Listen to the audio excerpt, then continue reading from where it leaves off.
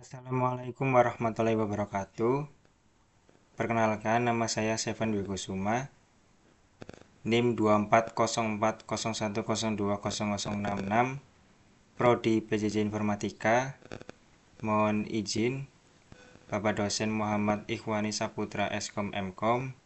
Pada kesempatan kali ini saya akan mempresentasikan tugas dari ulangan tengah semester, yaitu resume jurnal dengan tema sistem operasi. Yang pertama yaitu judul jurnalnya Sistem Operasi pada Komputer yang paling banyak digunakan. Nama jurnalnya Jurnal Pengabdian Multidisiplin, volume 2 nomor 1 halaman 9-17, tahun terbit 2024, dengan penulis Ilham Maulana, Hafian, Rizky Sanjaya, Febri Setiansyah, dan Nurigel Wibowo Friedsinlay. Permasalahannya banyaknya penggunaan komputer di seluruh dunia yang masih kurang akan pengetahuan sistem operasi. Tujuan penelitiannya yaitu memberikan gambaran kepada pengguna mengenai sistem operasi untuk penggunaan pribadi, sistem operasi yang ringan dan cepat, dan juga sistem operasi alternatif bagi mereka yang memiliki keterbatasan anggaran. Sumber datanya berbagai sumber jurnal dan referensi yang membahas tentang sistem operasi pada komputer yang banyak digunakan oleh pengguna di dunia. Metode penelitiannya yaitu menggunakan metode studi literatur. Peneliti mengambil data dari berbagai sumber jurnal dan referensi yang membahas tentang sistem operasi pada komputer yang banyak digunakan oleh pengguna di dunia. Hasil penelitiannya, sistem operasi adalah perangkat lunak yang berperan sangat penting dalam sebuah komputer. Tanpa adanya sistem operasi, sebuah komputer tidak bisa berjalan dan berfungsi dengan baik. Yang pertama, operating system mana yang terbaik untuk penggunaan pribadi? Untuk penggunaan di rumah, Windows dan Mac OS adalah pilihan yang bagus. Di rumah, Anda tidak memerlukan OS yang kuat, terutama untuk tugas-tugas sederhana seperti menulis atau menjelajahi web. Untuk bermain game, sistem operasi Windows dioptimalkan dengan baik dibandingkan Mac OS. Operating system mana yang tercepat? Saat membahas OS tercepat, tidak ada argumen bahwa OS berbasis Linux adalah OS paling ringan dan tercepat di pasaran saat ini. Tidak memerlukan prosesor yang kuat seperti Windows untuk beroperasi pada tingkat optimal. OS berbasis Linux seperti server Ubuntu, server CentOS, Fedora adalah pilihan bagus terutama untuk menjalankan perusahaan bisnis yang membutuhkan daya komputasi yang besar. Lalu yang ketiga, alternatif sistem operasi gratis. Tidak semua pengguna komputer memiliki budget yang tinggi untuk mempunyai sistem operasi bermutu tinggi untuk komputer mereka. Namun, bukan itu saja berita buruknya, karena ada alternatif OS gratis yang memastikan komputer Anda tetap berjalan dan semua opsi di bawah ini tersedia untuk diunduh atau di-download. Yang pertama Linux. Linux benar-benar gratis dan benar-benar dapat dijalankan pada komputer apapun. Yang kedua Chrome OS. Chrome OS tersedia di sejumlah laptop berbiaya rendah dan beberapa laptop kelas atas seperti Chromebook. Yang ketiga FreeBSD. Dengan akarnya terhubung ke Linux, ini adalah versi modern dari Berkeley Software Distribution. Sailable adalah alternatif gratis lainnya, hanya untuk pengguna rumahan dan bisnis kecil. React OS awalnya diluncurkan sebagai tiruan Windows 95. OS ini telah berkembang pesat sejak saat itu. Dalam penelitian ini, penulis mencari jurnal yang membahas tentang sistem operasi pada komputer yang banyak digunakan. Dari beberapa sumber yang penulis dapat, terdapat perbandingan antara sistem operasi yang populer digunakan, seperti dari segi sistem keamanan, kemudahan penggunaan, dan juga kebutuhan lainnya. Dalam sebuah sumber yang berjudul 5 Most Popular Operating System, Most Used Operating System World, dan Operating System Market Share Desktop Worldwide. Dari keempat data yang meneliti sistem operasi yang paling banyak digunakan di seluruh dunia, sistem operasi Windows lah yang paling banyak digunakan.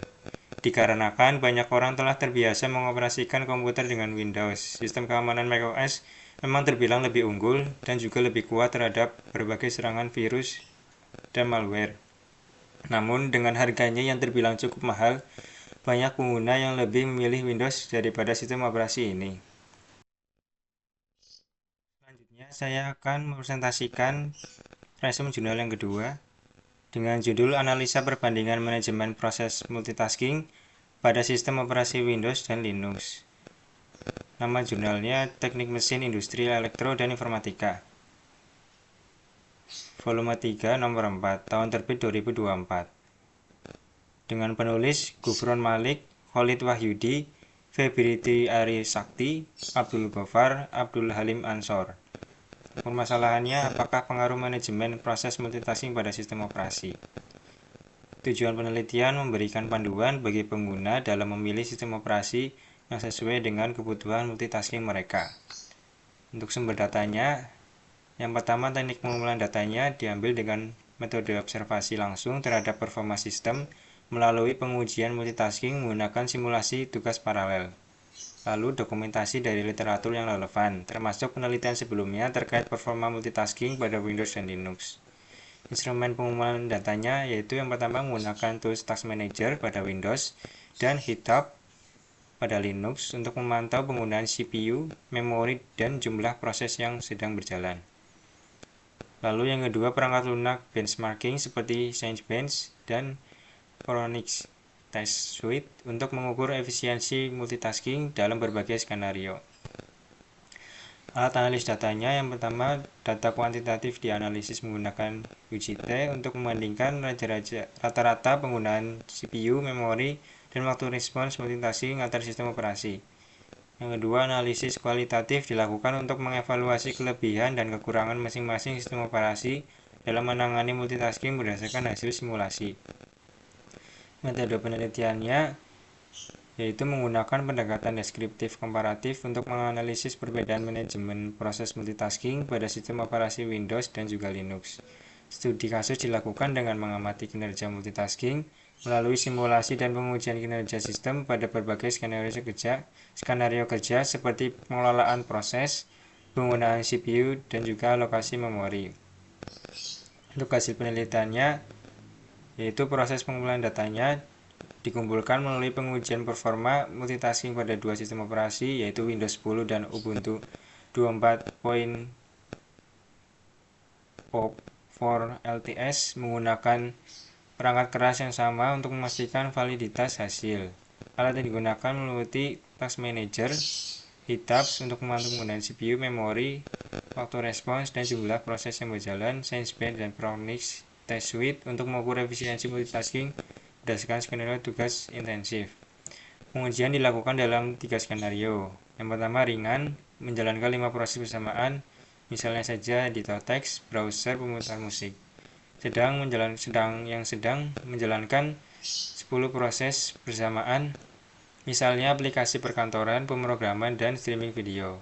Lalu yang berat, menjalankan lebih dari 20 proses bersamaan, misalnya virtualisasi, kompilasi perangkat lunak, dan analisis data besar. Yang pertama, perbandingan penggunaan CPU. Dengan skenario ringan, penggunaan CPU Windows mencapai 35%, Linux mencapai 30%. Untuk sedang, Windows mencapai 60%, Linux mencapai 55%. Lalu dengan penggunaan berat, Windows mencapai 85%, Linux mencapai 70%. Perbandingan tersebut menunjukkan bahwa Linux menggunakan CPU lebih efisien dibandingkan dengan Windows, terutama pada skenario penggunaan yang berat. Hal ini disebabkan oleh Completely Fair Schedule atau disingkat CFS yang mendistribusikan waktu CPU lebih merata. Yang kedua, dalam penggunaan memori dengan penggunaan yang ringan, Windows mencapai 800 MB dan Linux 700 MB, sedang Windows dengan 1600 MB, Linux 1400 MB, dan penggunaan berat Windows mencapai 4000 MB, Linux mencapai 3500 MB. Penggunaan memori pada Linux lebih rendah karena pengelolaan swap space yang lebih optimal. Lalu untuk waktu responsnya, dengan penggunaan ringan, Windows mencapai 50 mikrosecond, Linux mencapai 40 mikrosecond. Sedang Windows mencapai 100 mikrosecond, Linux mencapai 80 mikrosecond. Dengan penggunaan berat, Windows mencapai 200 mikrosecond, Linux mencapai 150 mikrosecond.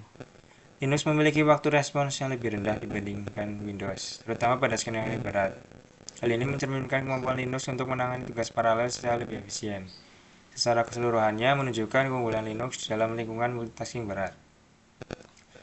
Untuk kesimpulannya, berdasarkan hasil penelitian, dapat disimpulkan bahwa sistem operasi Linux menunjukkan performa multitasking yang lebih efisien dibandingkan Windows, terutama pada skenario tugas berat. Linux unggul dalam penggunaan CPU dan memori dengan waktu respon yang lebih rendah berkat algoritma penjadwalan seperti Completely Fair Schedule atau CFS dan pengelolaan memori yang lebih optimal. Sebaliknya, Windows cenderung lebih mudah diakses dan memberikan kinerja yang cukup baik pada tugas ringan hingga sedang, tetapi menghadapi keterbatasan dalam pengelolaan sumber daya pada skenario multitasking yang intensif. Penelitian ini menguatkan konsep bahwa desain kernel dan algoritma penjadwalan proses memainkan peran penting dalam efisiensi multitasking. Namun penelitian ini memiliki keterbatasan seperti lingkungan uji yang hanya menggunakan perangkat keras tunggal dan fokus pada dua distribusi sistem operasi tertentu yaitu Windows 10 dan juga Ubuntu 22.04 LTS. Oleh karena itu, hasil ini tidak dapat digeneralisasi secara menyeluruh ke semua versi atau distribusi lainnya. Pengujian pada berbagai jenis perangkat keras dan distribusi sistem operasi lain seperti Fedora atau macOS dapat dilakukan dalam penelitian lanjutan untuk memberikan gambaran yang lebih komprehensif. Demikian presentasi dari saya. Untuk kurang lebihnya mohon maaf. Wassalamualaikum warahmatullahi wabarakatuh.